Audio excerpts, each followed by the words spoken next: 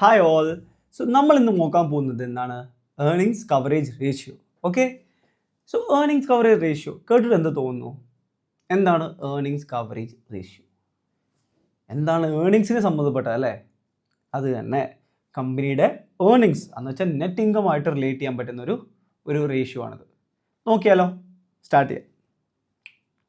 പേര് തന്നെ earnings coverage ratio. എന്താണെന്ന് നമുക്ക് നോക്കാം ഡെഫിനിഷൻ.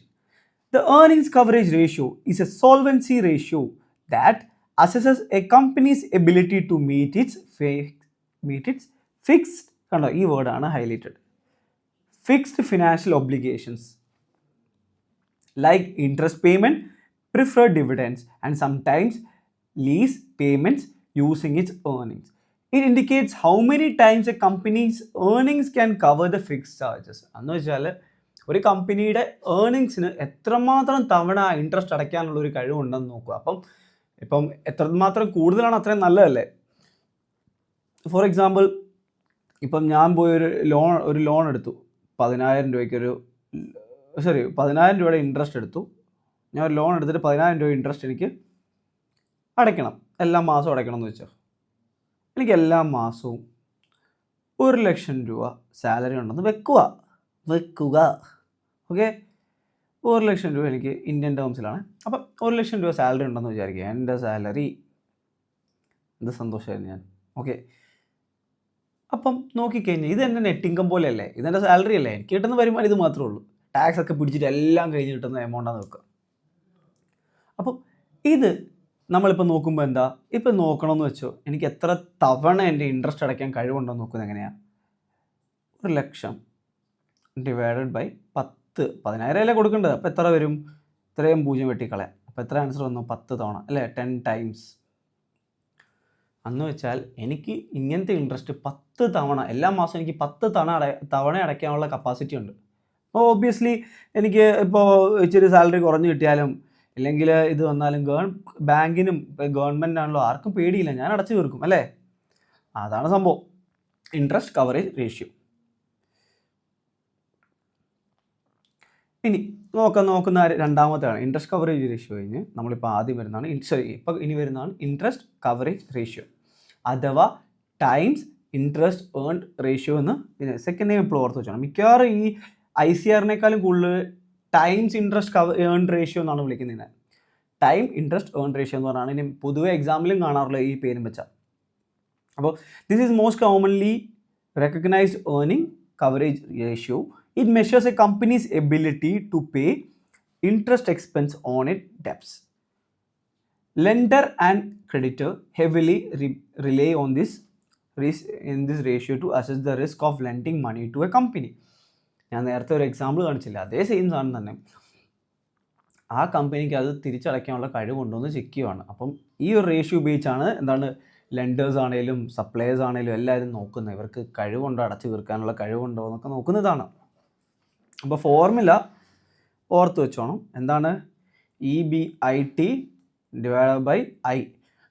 EBIT എന്താ? Earning before interest and tax divide by interest expense. 1-2 question ചെയ്ത് നോക്കാം. അപ്പോൾ നമുക്ക് ഏകദേശം ഒരു ഇത് ബേസിക് ഭയങ്കര എളുപ്പമാണ് ഈ ഏരിയ. ഇത് വലിയ കടുപിടുത്തം പഠിക്കേണ്ട അല്ലെങ്കിൽ അങ്ങനെ കാണാപ്പാടം പഠിക്കേണ്ട ഏരിയ ഒന്നുമല്ല. ജസ്റ്റ് മനസ്സിലാക്കി കഴിഞ്ഞാൽ സുഖമാണ്. ഇനി അത് കഴിഞ്ഞ് ഇൻട്രസ്റ്റ് കവറേജ് റേഷ്യോ അല്ലെങ്കിൽ ടൈംസ് ഓൺ റേഷ്യോ കഴിഞ്ഞ് വരുന്നതാണ് fixed coverage ratio, fixed charges coverage ratio. This is a more comprehensive earning coverage ratio that includes other fixed charges in addition to interest such as lease payment and sometimes preferred dividend. മറ്റേതെന്ന് പറഞ്ഞാൽ എന്താണ്, നമ്മൾ lease പേയ്മെൻറ്റ്സും കാര്യങ്ങളൊക്കെ നോക്കാൻ വേണ്ടി ഇത് ഇച്ചിരി കൂടെ ആഡ് ഓൺ വരുന്നുണ്ട്.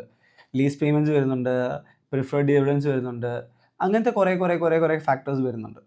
It gives a broader picture of companies ability to meets its all recurring fix. എന്ന് വെച്ചാൽ റിക്കറിങ് എന്ന് വെച്ചാൽ ഇടയ്ക്കിടയ്ക്ക് വരുന്ന ലീസ് പേയ്മെൻറ്റ്സ് ഇടയ്ക്കിടയ്ക്ക് വരുന്നതല്ലേ.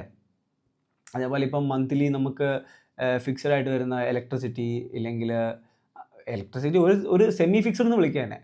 ഫിക്സഡ് ആയിട്ട് വരുന്ന വേറെ ഏതൊക്കെ ചാർജസ് ഉണ്ട്? മന്ത്ലി മൊബൈൽ റെൻറ്റ്, EMI ഉണ്ടെങ്കിൽ EMI വരുന്നുണ്ട്. അപ്പോൾ ഇതൊക്കെ അടയ്ക്കാൻ കഴിവുണ്ടോ? ഇതൊക്കെ other types of fixed charges ആണ്, റിക്കറിങ് നേച്ചറാണ് അല്ലേ. അപ്പോൾ ഇതിൻ്റെ റേഷ്യോ എടുക്കുന്നുണ്ടോ? Earning before fixed charges and tax. മറ്റേത് ഇൻട്രസ്റ്റ് ആൻഡ് ടാക്സ് എന്നല്ല, EBITയുടെ ആയിരുന്നു. ഇത് ഫിക്സഡ് ചാർജസ്. അപ്പോൾ ഇതിൻ്റെ ഈ റേഷ്യോ ഒന്ന് ആലോചിച്ചു. മിക്കവാറും ഇത് വരുന്ന ഭയങ്കര ചാൻസ് കുറവാണ്. ഇതങ്ങനെ വന്ന് ഇതുവരെ കണ്ടിട്ടുമില്ല, പക്ഷെ പഠിച്ചിരുന്നു. മെയിനായിട്ട് ഇമ്പോർട്ടൻറ്റ് മറ്റേ EBIT/I ഇല്ല, നേരത്തെ പഠിച്ചത് ഇൻട്രസ്റ്റ് കവറേജ് റേഷ്യോ. അതാണ് ഇച്ചിരി കൂടി ഇമ്പോർട്ടൻറ്റ്. ഇത് വന്നു കഴിഞ്ഞാൽ ഇത്രേ ഉള്ളൂ, ഫിക്സഡ് ചാർജസ് മേളിലും താഴെയും ഫിക്സഡ് ചാർജസ് വരത്തുള്ളൂ. അപ്പോൾ ഏർണിംഗ് ബിഫോർ എന്താണ്, fixed charges and tax divided by fixed charges.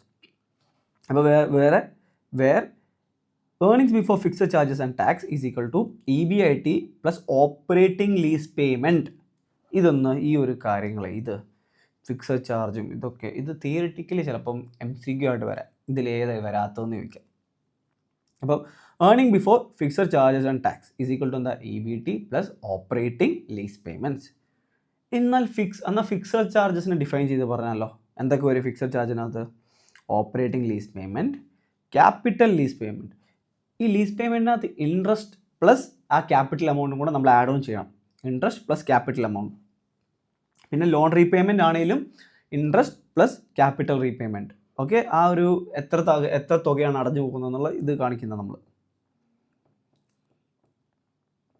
അടുത്ത് ഇത് ജസ്റ്റ് തിയറിറ്റിക്കലി പഠിച്ചു വെച്ചാൽ മതി, കൂടുതലായിട്ട് ചോദ്യം ഇതുവരെ കണ്ടിട്ടില്ല. അപ്പോൾ ആ രീതിയിൽ ഇമ്പോർട്ടൻറ്റ് കൊടുത്താൽ മതി. Cash flow to fixed charges coverage ratio ഇതെന്താണെന്ന് നോക്കാം.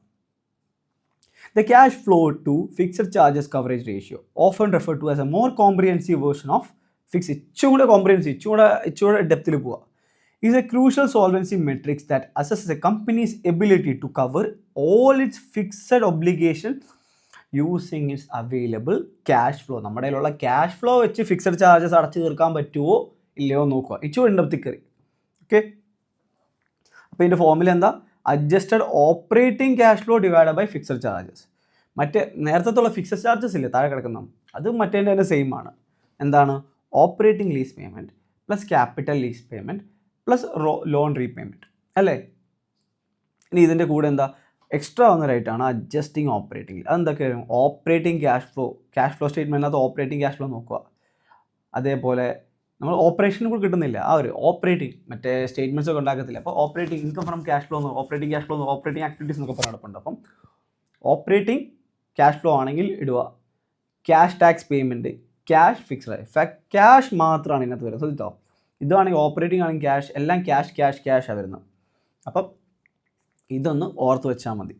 ഇതും ഞാൻ പറഞ്ഞു ന്യൂമറിക്കലി വരുന്ന ഭയങ്കര ചാൻസ് ഭയങ്കര ലീസ്റ്റ് എന്ന് ഞാൻ പറയത്തുള്ളൂ, ലീസ്റ്റ്.